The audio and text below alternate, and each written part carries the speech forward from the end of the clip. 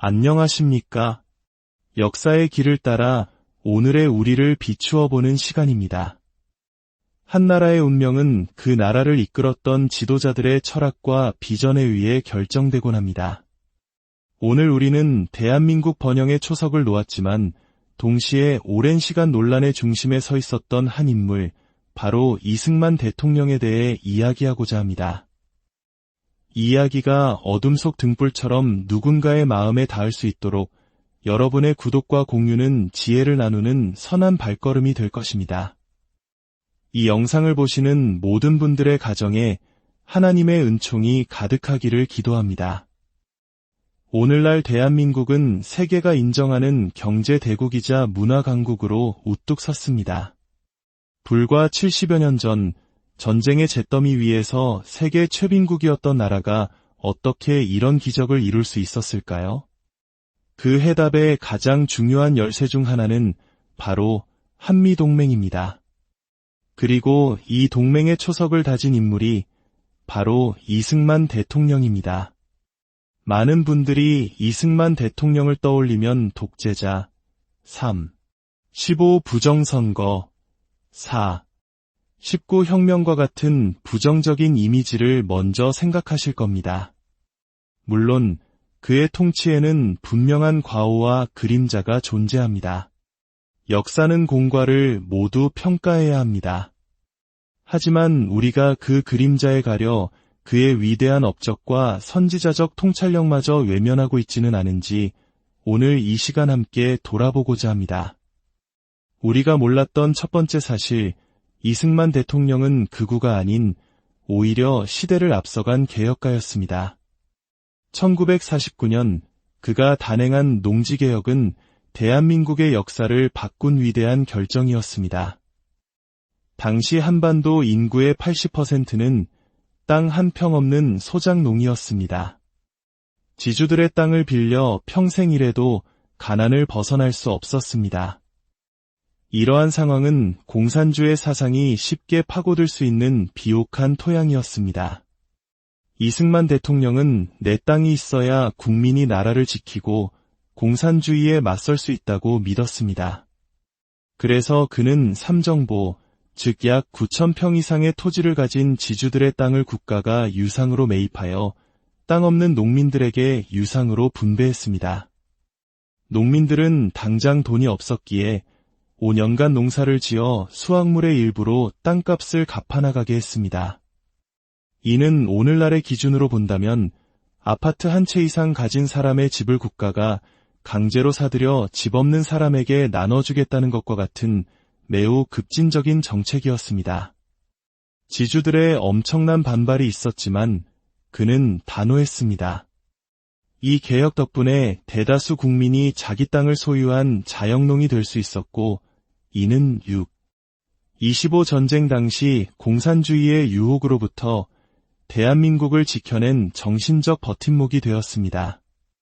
여러분의 부모님, 조부모님 세대가 논 팔아 자식 대학 보냈다고 말씀하신다면 바로 그 논이 이승만 대통령이 나눠준 땅이었을 가능성이 높습니다.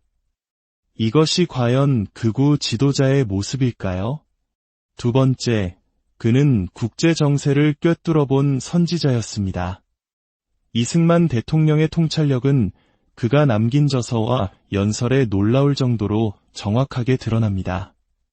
1923년 공산주의 종주국 소련이 건재하고 전 세계 지식인들이 공산주의 열풍에 휩싸여 있을 때 그는 공산당의 당부당이라는 글을 통해 공산주의의 필연적 멸망을 예언했습니다. 그는 4가지 이유를 들었습니다.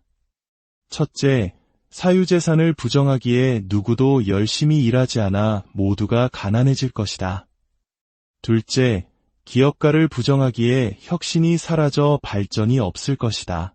셋째, 지식인을 무시하기에 사회가 퇴보할 것이다.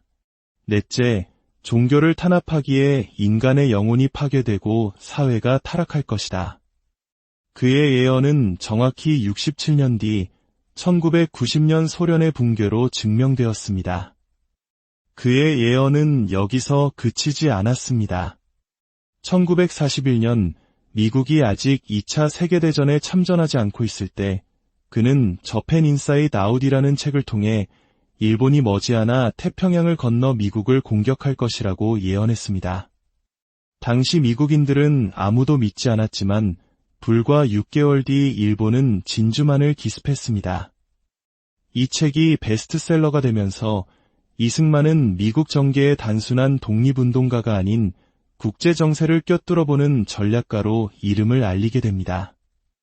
마지막으로 그의 가장 위대한 업적은 바로 한미상호방 2조약 체결입니다.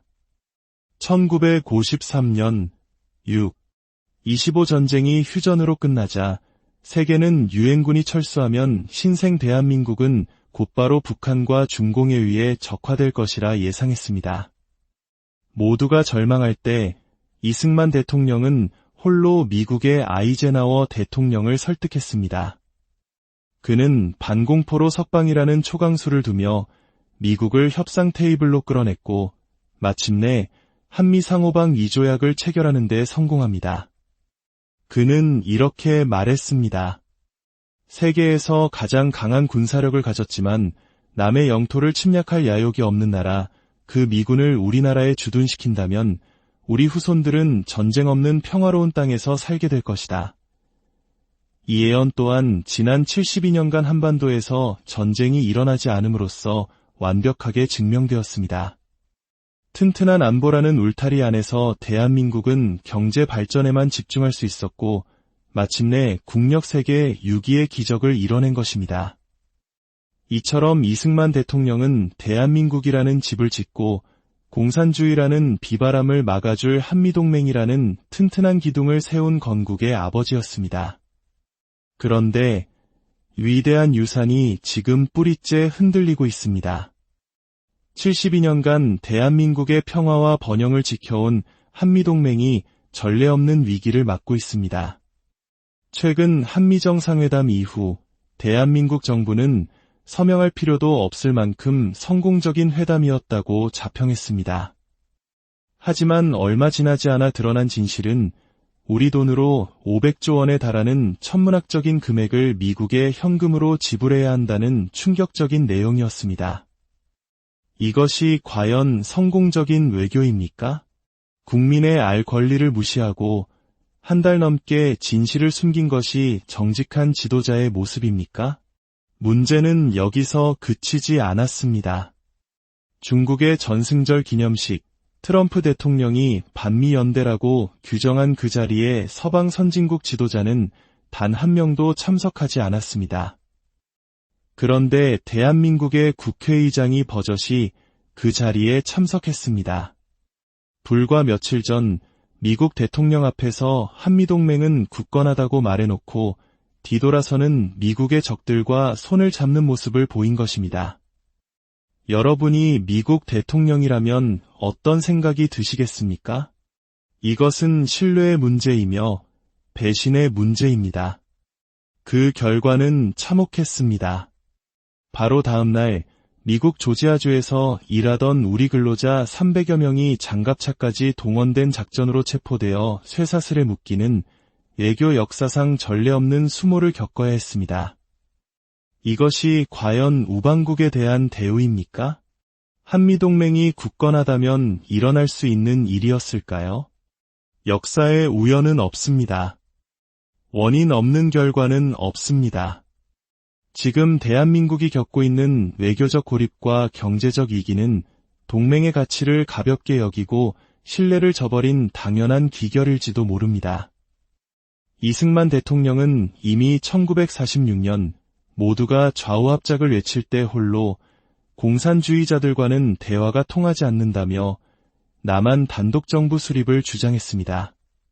당시에는 분단주의자라는 비난을 받았지만 70여 년이 지난 지금 북한의 모습을 보십시오. 그의 판단이 옳았다는 것이 증명되지 않았습니까? 이제 우리는 선택의 기로에 서 있습니다. 이승만 대통령이 해안으로 닦아놓은 자유와 번영의 길을 계속 걸어갈 것인가, 아니면 검증이 끝난 실패한 이념에 사로잡혀 고립과 쇠퇴의 길로 들어설 것인가. 과거 IMF 외환위기 당시 해외 동포 여러분께서 보내주신 달러가 조국을 구했습니다. 지금 대한민국은 외환위기보다 더 심각한 정체성의 위기, 자유의 위기 앞에 서 있습니다.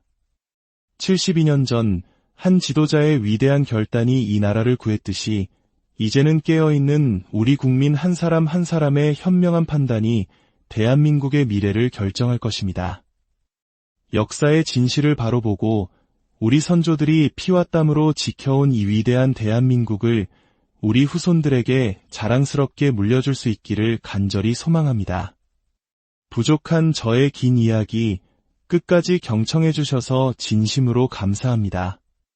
여러분의 삶에 늘 평화와 지혜가 함께하기를 기원합니다.